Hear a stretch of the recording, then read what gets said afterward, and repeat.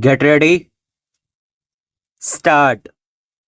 In the course of investigation, the committee found that most of the irregularities in securities transactions that took place in 1991 and 1992 had been indulged in by various banks. Even much earlier, certain earlier inspection scrutiny reports of RBI called by the committee revealed various irregularities in securities transactions by various banks.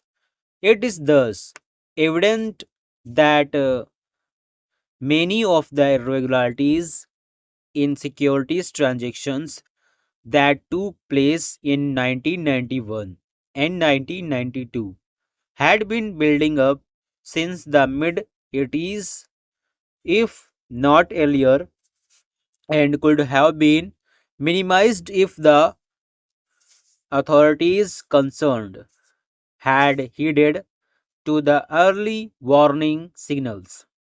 The RBI issued several circulars, including the one in July 1991, prohibiting these misdeeds and yet everything that was sought to be prevented, in fact, accelerated and assumed uncontrolled dimensions.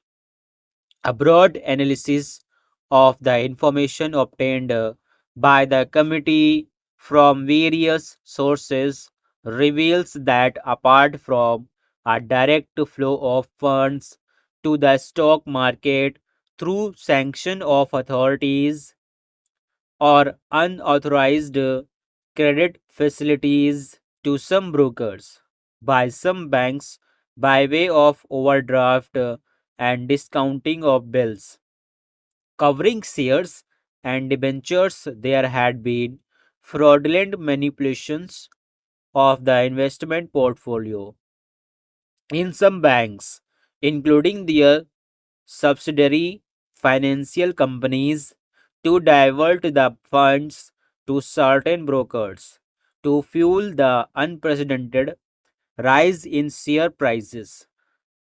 On the question of exposure, there are varying figures. Janki Raman committee speaks of these as rupees 4,000 crores, whereas Central Bureau of Investigation have assessed these at rupees 8,000 crores on the basis of cases registered by them.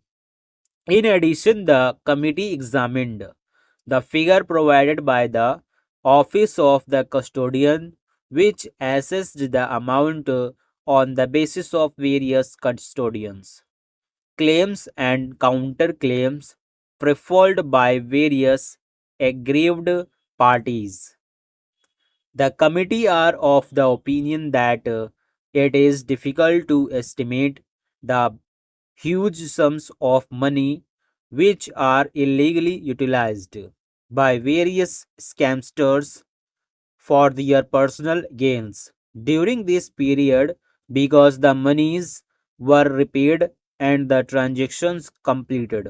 The monies lost represent the deals which could not be completed because either the monies were swindled or BRS and SGL transfer from held banks are of doubtful value. Further, because of imperfect contracts, it may not be possible to enforce the contract and recover the money. The committee did not independently attempt this exercise as three separate specialist bodies had already attempted it.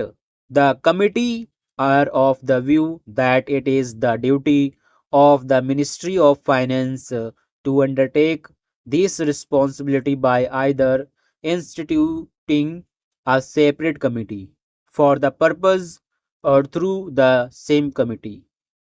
After examination of the type of transactions by the banks.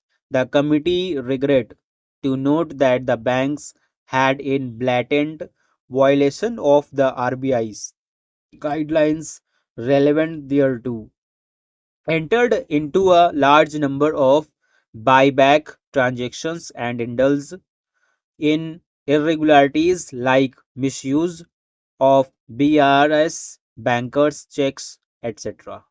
Stop.